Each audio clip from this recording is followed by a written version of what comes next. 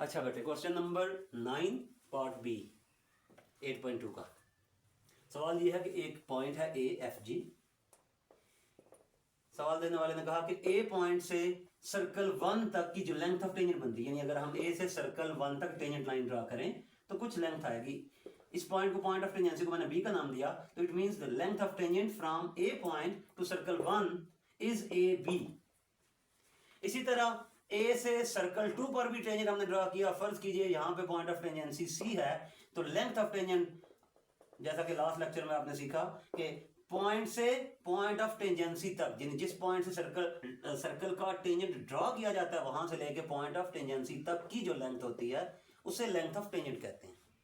तो question simple सा ये है कि ए से सर्कल 1 तक के जो टेंजेंट की लेंथ है वो 4 टाइम्स है ए से सर्कल 2 के टेंजेंट तक की लेंथ के।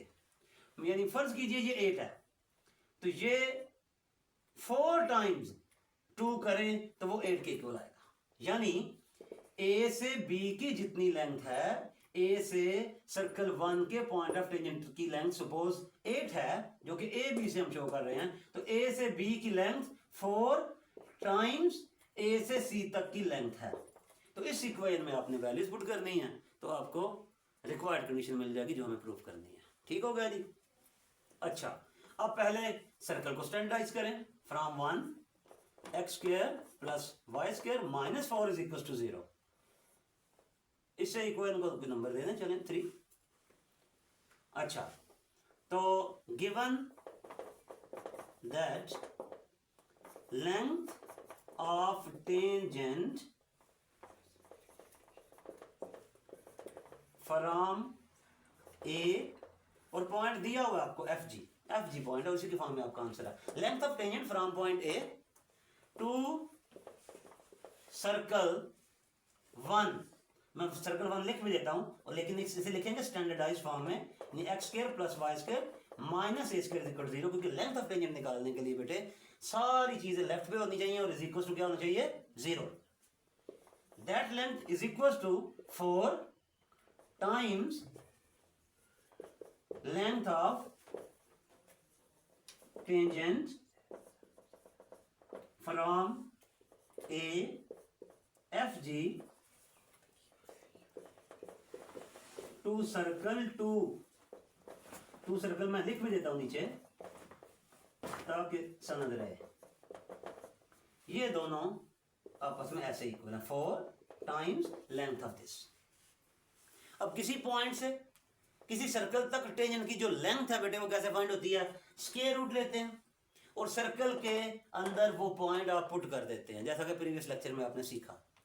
हर एक्स की जगह पर क्या पुट करेंगे, एफ, तो it becomes F square plus G square minus A square is equal to 4 times, ये भी लेंथ ऑफ टेंजेंट है इस पॉइंट से सर्कल तक, तो इस पॉइंट को सर्कल के अंदर आपने पुट कर देना, यानी it becomes F square plus G square plus 2f plus 2g। अब ये एक सिंपल सी इक्वेशन है, इसको आपने स्क्वायर करके सॉल्व करना है, क्योंकि स्क्वायर रूट है दोनों तरफ। स्क्वायर करेंगे तो आपको रिक्वायर्ड रिजल्ट मिल जाएगा।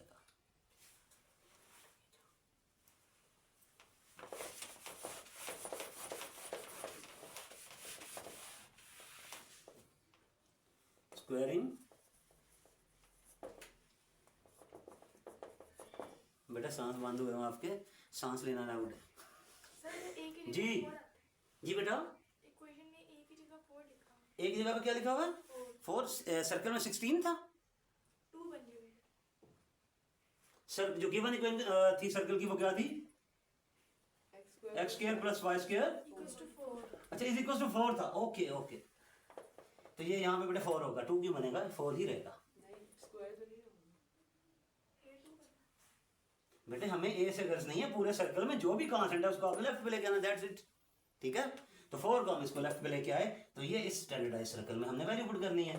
तो एक्स की जगह पे हमने एफ पुट किया, वाई की जगह पे जी पुट किया, -4 का -4। ओके जी, अब स्क्वायर किया इस दोनों तरफ इसकी कोइन का, 4 का स्क्वायर बेटा 16, और जो बाकी वैल्यूज हैं F square plus G square. अगर पिछले पेज पे भी वो अगर ए स्क्वायर लिखा हुआ तो उसको -4 कर लीजिएगा। ठीक है बेटा, प्लस 2f प्लस 2g ये बन गया G F square plus G square minus 4 is equal to 16 से मल्टीप्लाई करें 16 एफ स्क्वायर 16 जी स्क्वायर 32f 32g। अब ये नंबर बड़ा है इससे, इसे लाइक टर्म्स कंबाइन कर लें 16 माइनस 1 ये बन गया बेटा 15f square plus 15g square plus 32f plus 32g is equal to 0। नहीं कांस्टेंट भी है साथ प्लस 4 इज इक्वल टू 0। यही गालबन प्रूव करना था, ऐसा ही है तो ये प्रूव हो गया बेटा। पार्ट नंबर ए भी सेम इन्हीं लाइनों पे है, उसमें सिर्फ यहाँ पे 4 की बजाय 2 आएगा, ठीक है।